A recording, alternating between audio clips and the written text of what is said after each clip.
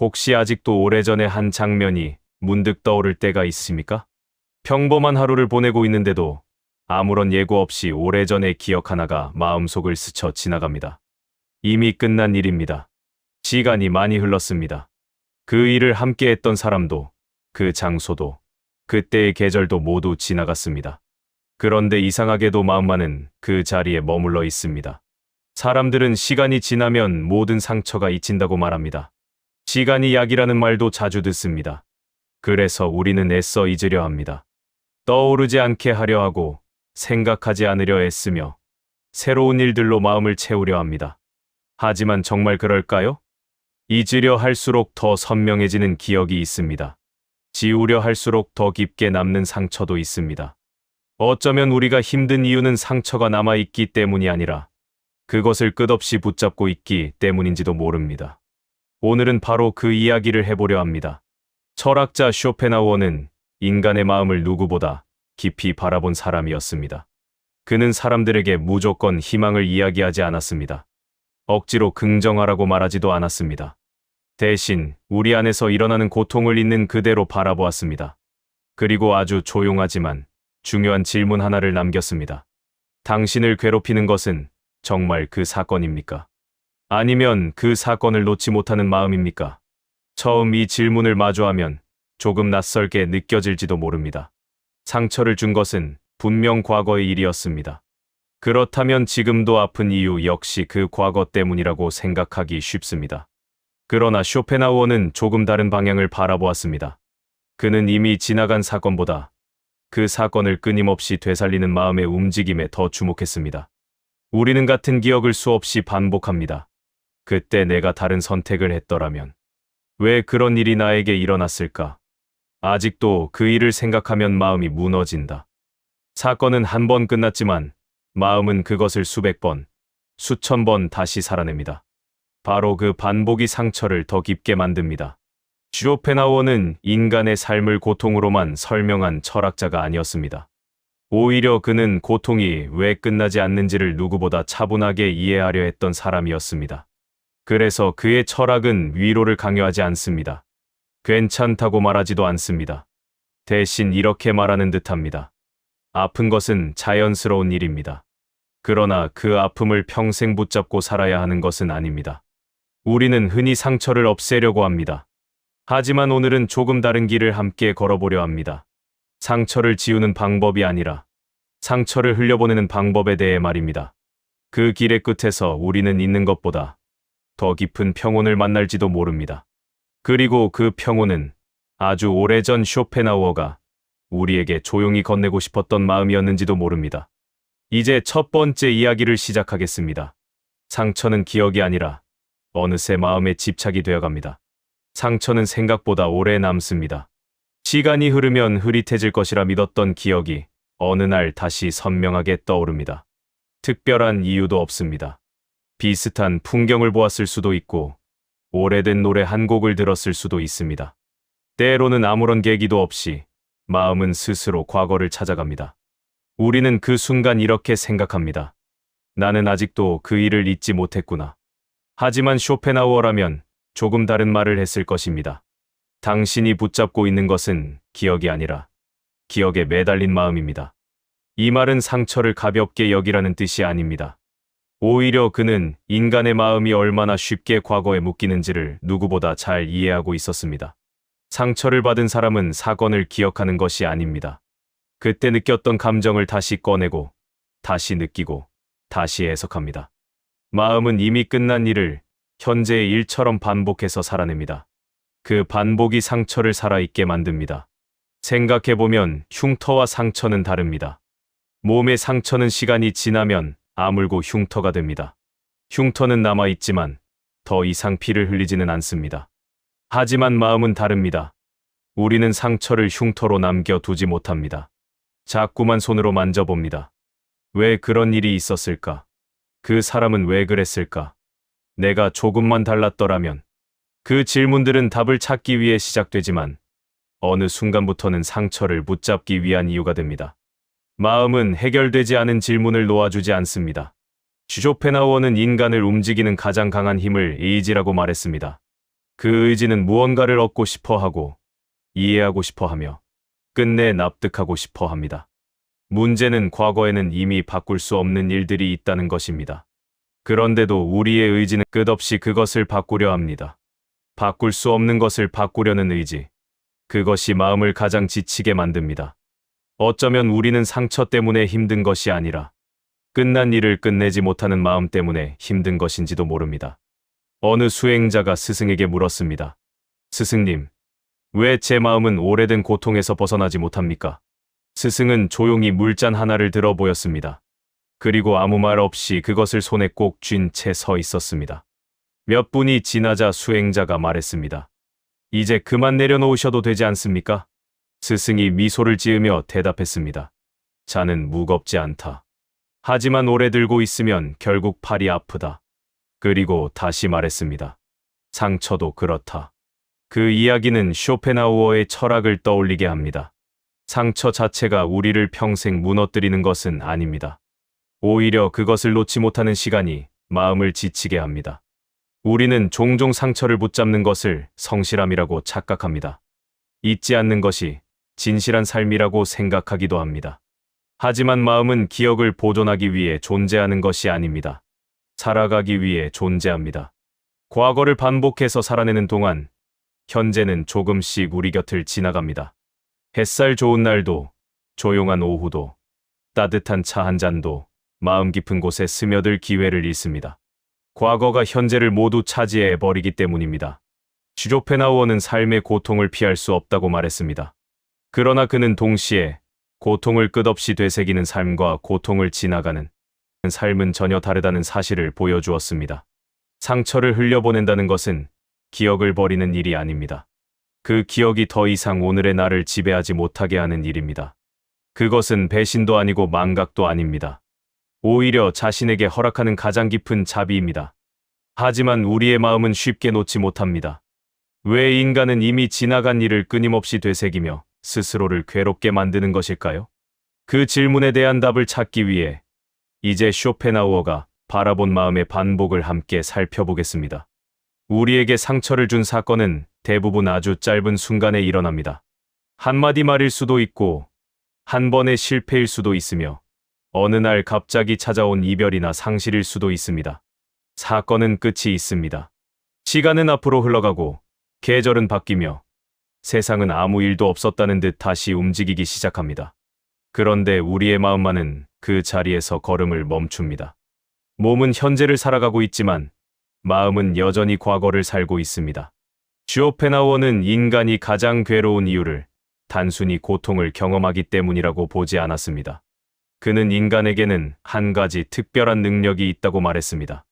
바로 이미 지나간 고통을 현재로 다시 불러오는 능력입니다. 이 능력은 때로는 우리를 지혜롭게 만듭니다.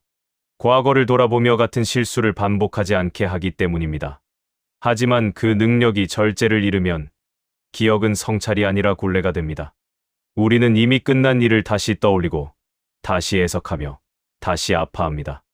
마치 마음속에 작은 극장이 하나 있는 것처럼 같은 장면을 수없이 재생합니다. 그 극장은 이상합니다.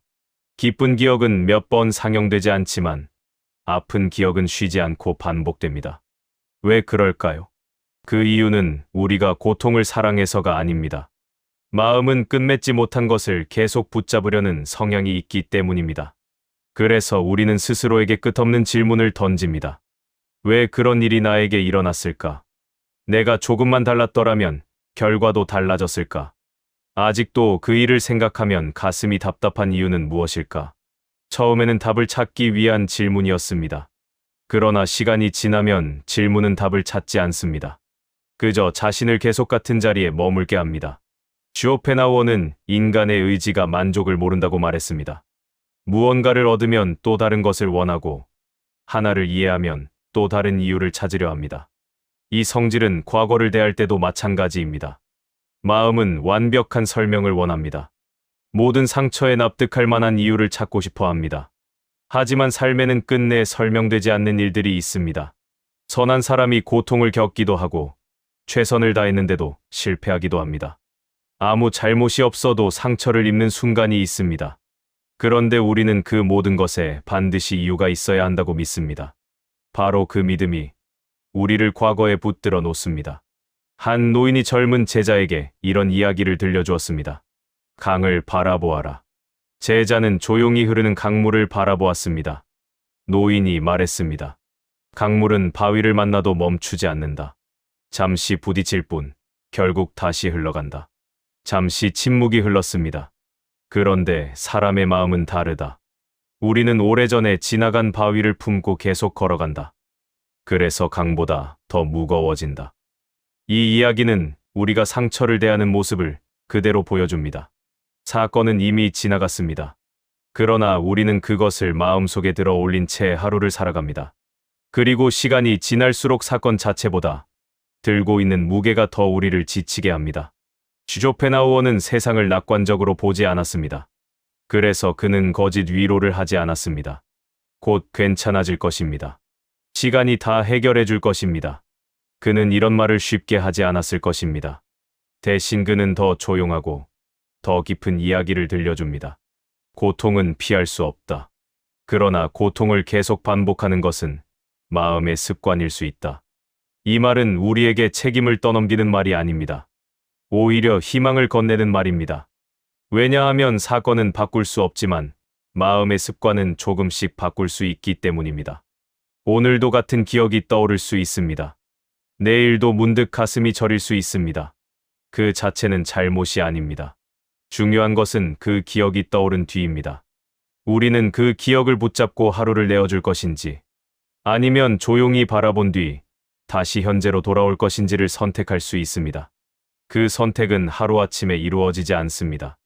마음을 흘려보내는 일은 결심 한 번으로 끝나는 일이 아니기 때문입니다. 하지만 아주 작은 변화는 가능합니다.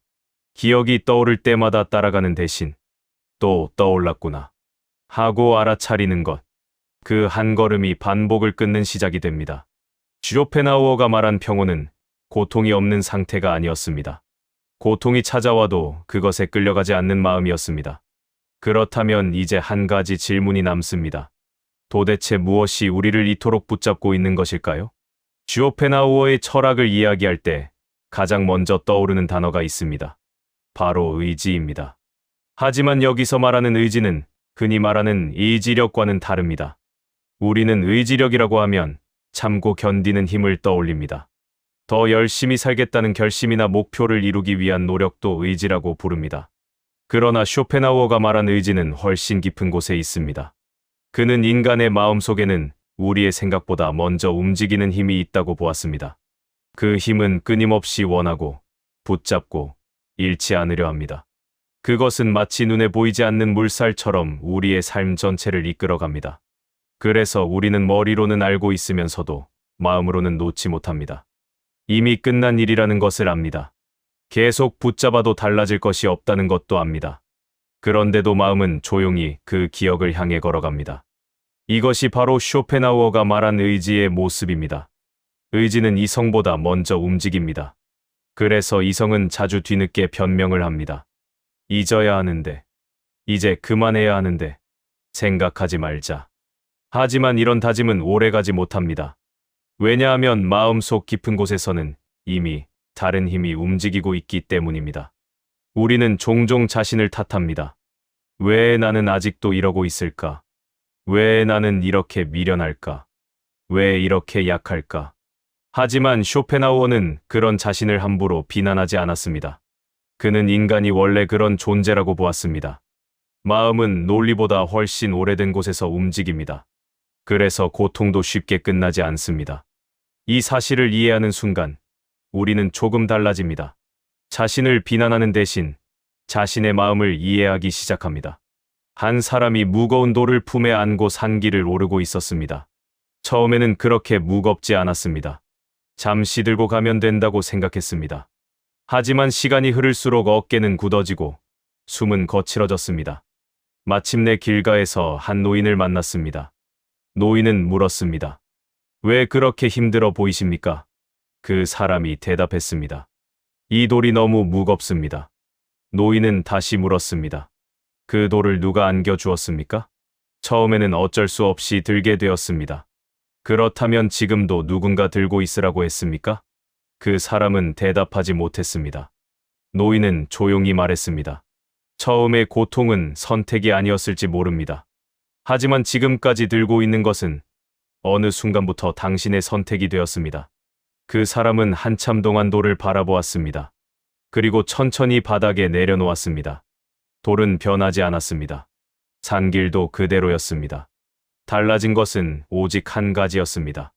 그 무게를 더 이상 자신의 몸으로 감당하지 않게 되었다는 사실입니다.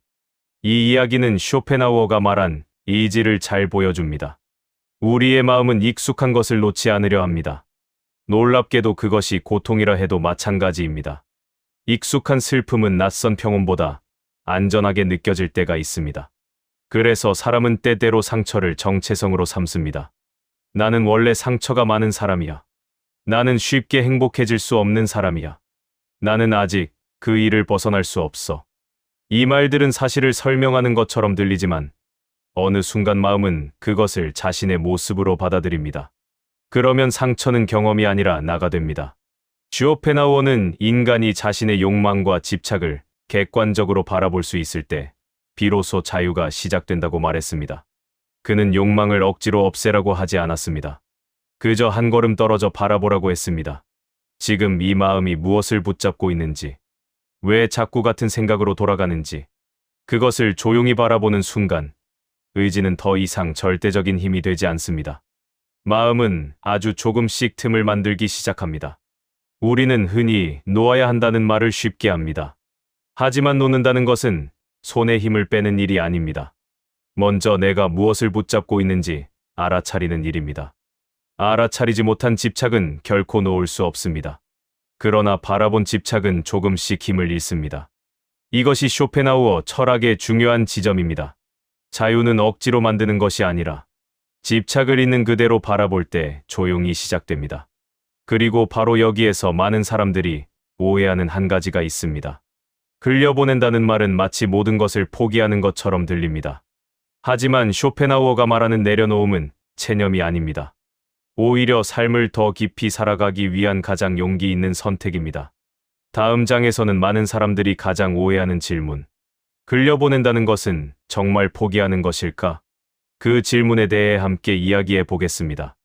우리는 놓아야 한다는 말을 자주 듣습니다. 미련도 놓고, 후회도 놓고, 상처도 놓으라는 말을 어렵지 않게 만납니다. 하지만 막상 자신의 마음을 들여다보면 그 말은 생각보다 잔인하게 들릴 때가 있습니다. 어떻게 놓을 수 있겠습니까? 그 일이 얼마나 나를 아프게 했는데요. 놓는다는 것은 그 일을 아무 일도 아니었다고 인정하는 것 아닙니까? 이런 마음은 너무도 자연스럽습니다. 그래서 쇼펜하우어의 철학은 우리에게 억지로 잊으라고 말하지 않습니다. 그는 인간의 마음이 그렇게 단순하지 않다는 것을 알고 있었습니다. 상처는 결심 하나로 사라지지 않습니다. 슬픔은 의지력만으로 끝나지 않습니다. 마음은 명령을 따르는 기계가 아니라 오랜 시간을 살아온 존재이기 때문입니다. 그래서 흘려보낸다는 것은 기억을 없애는 일이 아닙니다. 그 기억과 싸우는 일을 멈추는 것입니다. 우리는 종종 상처와 싸우느라 더 지칩니다. 떠오르지 않게 하려 애쓰고, 생각하지 않으려 버티고, 감정을 억누르려 애씁니다. 그러나 이상하게도 밀어낼수록 기억은 더 자주 찾아옵니다. 마치 물 위에 공을 억지로 누르는 것과 같습니다. 잠시 잠길 뿐, 손을 놓는 순간 더 큰 힘으로 튀어오릅니다. 마음도 그렇습니다. 억지로 누른 감정은 사라지는 것이 아니라 더 깊은 곳에서 우리를 붙잡습니다. 쇼펜하우어는 인간의 고통이 단지 사건에서 오는 것이 아니라 그 사건을 거부하는 마음에서도 커진다고 보았습니다. 이미 일어난 일을 받아들이지 못할수록 이런 일은 없어야 했어. 왜 하필 나였을까? 이건 잘못된 일이야. 이 생각은 우리를 과거와 계속 묶어둡니다. 받아들인다는 것은 옳다고 인정하는 것이 아닙니다. 좋은 일이었다고 말하는 것은 더더욱 아닙니다. 그저 이렇게 말하는 것입니다. 그 일은 내 삶에서 실제로 일어났다. 이 한 문장은 놀라울 만큼 큰 힘을 가지고 있습니다. 왜냐하면 마음은 현실과 싸우는 일을 멈출 때 비로소 앞으로 걸어갈 힘을 얻기 때문입니다. 어느 날 한 제자가 스승에게 물었습니다. 스승님, 저는 아직도 지난 일들이 마음을 괴롭힙니다. 스승은 바람에 흔들리는 나무짚을 가리켰습니다. 저 잎을 보아라. 잎은 바람을 거부하지 않았습니다. 바람이 불면 흔들리고 바람이 멈추면 다시 고요해졌습니다. 스승이 말했습니다. 잎이 부러지는 것은 바람 때문만이 아니다. 끝까지 흔들리기를 거부할 때 부러진다. 제자는 한동안 아무 말도 하지 못했습니다. 그는 그제야 자신이 상처보다 더 오래 붙잡고 있었던 것이 무엇인지 깨닫기 시작했습니다. 이 일이 일어나서는 안 되었는데 그 한 문장이었습니다. 슈조펜하우어는 삶을 있는 그대로 바라보려 했습니다. 삶에는 기쁨도 있지만 설명할 수 없는 고통도 있습니다. 우리는 그 사실을 바꿀 수 없습니다. 그러나 고통을 대하는 태도는 조금씩 달라질 수 있습니다. 흘려보낸다는 것은 외면하는 일이 아닙니다. 도망치는 일도 아닙니다. 오히려 충분히 바라본 뒤 더 이상 그것이 오늘의 나를 지배하지 못하도록 허락하는 일입니다. 그것은 패배가 아닙니다. 자신을 향한 가장 깊은 용기입니다. 우리는 흔히 이겨야만 강하다고 생각합니다. 하지만 마음에는 다른 종류의 강함이 있습니다. 이겨내는 사람이 아니라 더 이상 싸우지 않는 사람의 강함입니다. 강물은 바위를 이기려고 애쓰지 않습니다. 그저 그 곁을 지나갑니다. 그래서 결국 바위보다 더 멀리 갑니다. 우리의 마음도 그럴 수 있습니다. 상처를 이기려고 애쓰는 동안에는 상처와 연결되어 있습니다. 하지만 흘려보내기 시작하는 순간, 상처는 여전히 존재하지만 더 이상 삶의 중심이 아닙니다. 그때부터 우리는 조금씩 자유로워집니다. 그리고 문득 이런 사람이 떠오릅니다. 같은 아픔을 겪었는데도 유난히 평온해 보이는 사람. 그 사람은 처음부터 상처가 없었던 것이 아닙니다. 다만 상처를 붙잡고 사는 대신 상처와 함께 흘러가는 법을 배운 사람입니다. 그렇다면 진정으로 평온한 사람은 어떤 사람일까요? 우리는 평온한 사람을 볼 때면 종종 이렇게 생각합니다. 저 사람은 큰 상처를 겪지 않았을 거야. 원래 마음이 강한 사람이겠지. 나는 저렇게 될 수 없어. 하지만 정말 그럴까요? 슈조펜하우어는 인간을 그렇게 구분하지 않았습니다. 그는 어떤 사람은 고통이 있고 어떤 사람은 고통이 없는 존재라고 생각하지 않았습니다. 오히려 모든 인간은 저마다의 무게를 안고 살아간다고 보았습니다. 차이가 있다면 그 무게를 어떻게 짊어지고 살아가느냐에 있습니다. 평온한 사람도 상처를 받습니다. 실망할 때가 있고 후회할 때가 있으며 이유 없이 마음이 무너지는 날도 있습니다. 다만 한 가지가 다릅니다. 그들은 자신의 고통을 삶 전체로 만들지 않습니다. 상처는 삶의 한 부분일 뿐, 삶 그 자체는 아니라는 사실을 알고 있기 때문입니다. 이 차이는 아주 작아 보이지만 시간이 흐를수록 삶의 방향을 완전히 바꾸어 놓습니다. 상처를 삶 전체로 여기면 우리는 모든 순간을 그 상처를 기준으로 바라보게 됩니다. 기쁨이 찾아와도 오래 머물지 못합니다. 평온한 하루가 찾아와도 마음은 불안해합니다. 이 행복도 곧 끝나겠지. 또다시 아프게 될 거야. 과거의 상처가 현재를 해석하는 기준이 되어버리는 것입니다. 하지만 평온한 사람은 다릅니다. 그들은 상처를 부정하지 않습니다. 다만 상처가 자신의 모든 이야기를 대신 쓰도록 내버려 두지 않습니다. 슈조펜하우어는 인간의 행복이 특별한 것을 얻는 데 있는 것이 아니라 불필요한 고통을 줄이는 데 있다고 보았습니다. 이 말은 삶의 기준을 바꾸는 이야기입니다. 우리는 더 행복해지기 위해 무엇인가를 계속 더하려고 합니다. 더 강해지고, 더 단단해지고, 더 완벽해지려 합니다. 그러나 마음은 더하는 것보다 덜 붙잡을 때 훨씬 가벼워집니다. 어느 늙은 정원사가 있었습니다.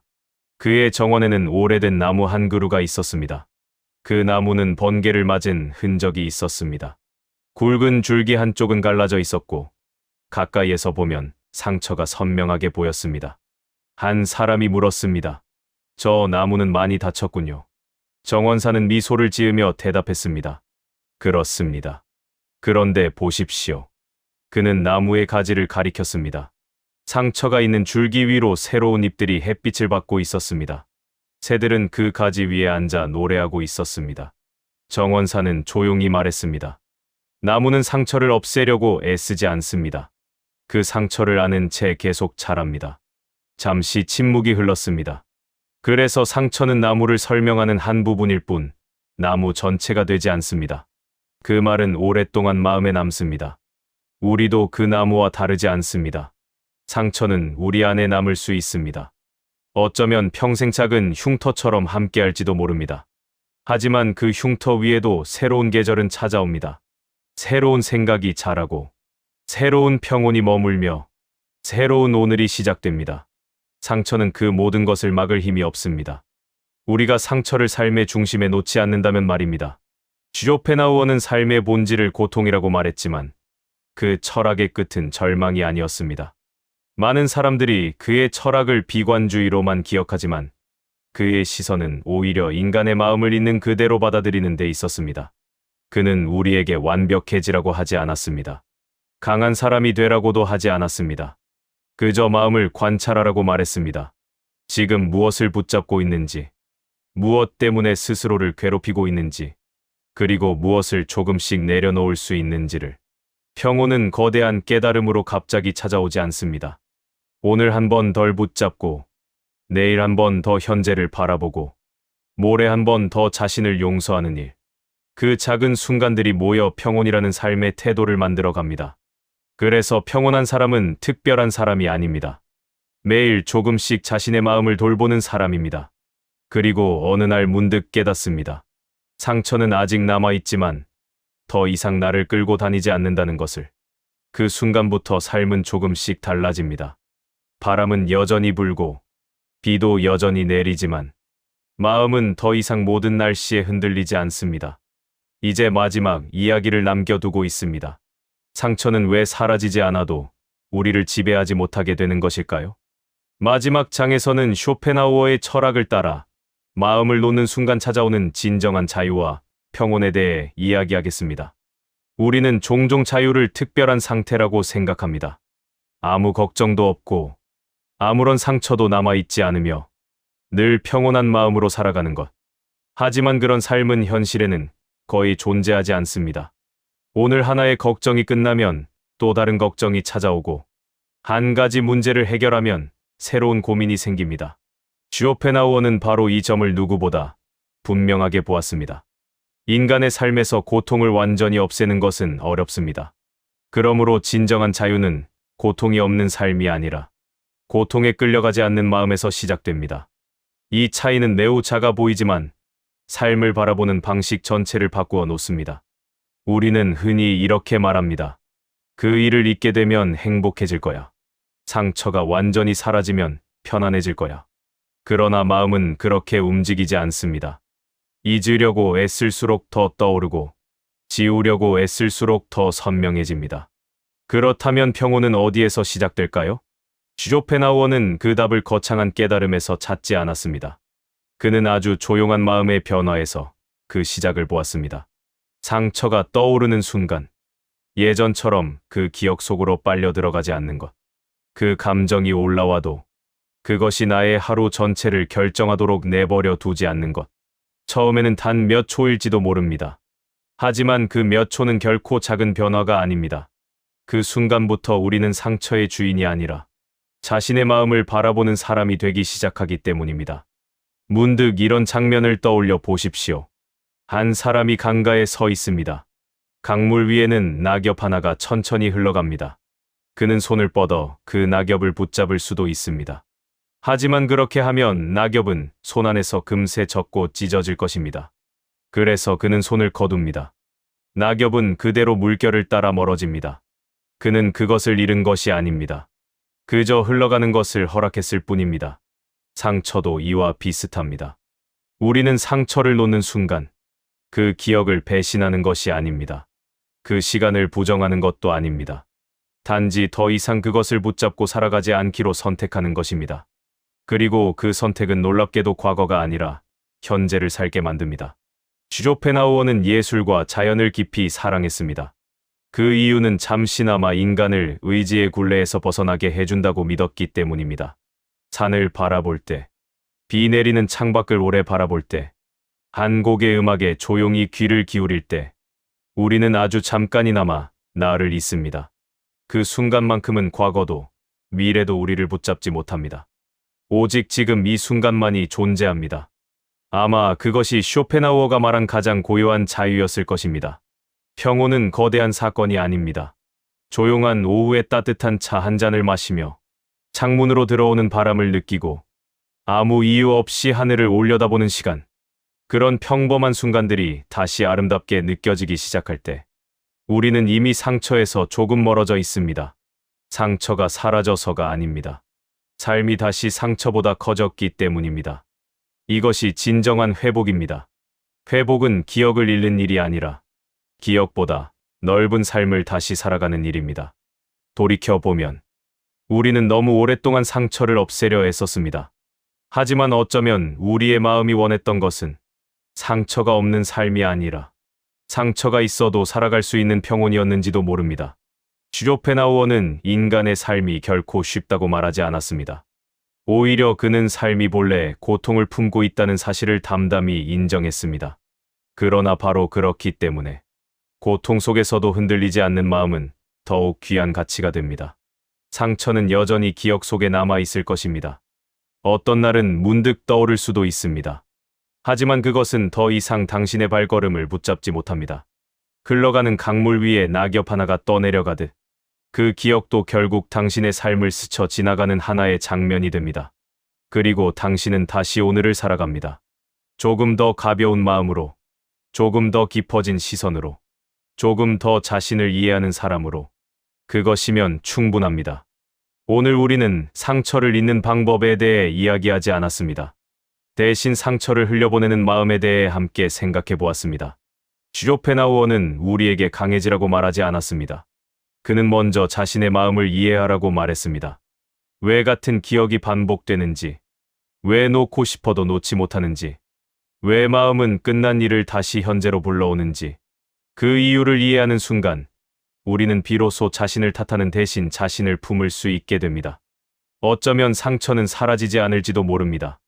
하지만 상처가 사라지지 않는다고 해서 평온까지 사라지는 것은 아닙니다. 진정한 평온은 모든 고통이 끝난 뒤에 찾아오는 것이 아니라 고통이 있어도 그것에 휘둘리지 않는 마음에서 시작됩니다. 오늘 이 이야기가 당신의 마음속 오래된 상처 하나를 억지로 지우지는 못할 것입니다. 하지만 그 상처를 조금은 가볍게 내려다볼 수 있는 작은 여유를 선물했다면 그것만으로도 충분합니다. 마지막으로 쇼펜하우어의 철학을 한 문장으로 남기며 이 이야기를 마치겠습니다. 상처를 잊으려고 애쓰지 마십시오. 그것을 붙잡고 있는 손을 오늘 조금만 풀어보십시오. 평온은 잊음이 아니라 흘려보냄에서 시작됩니다. 오늘도 함께 해주셔서 감사합니다. 다음 이야기에서도 우리 마음을 가장 깊이 이해했던 철학자 쇼펜하우어와 함께 또 하나의 평온을 찾아가겠습니다.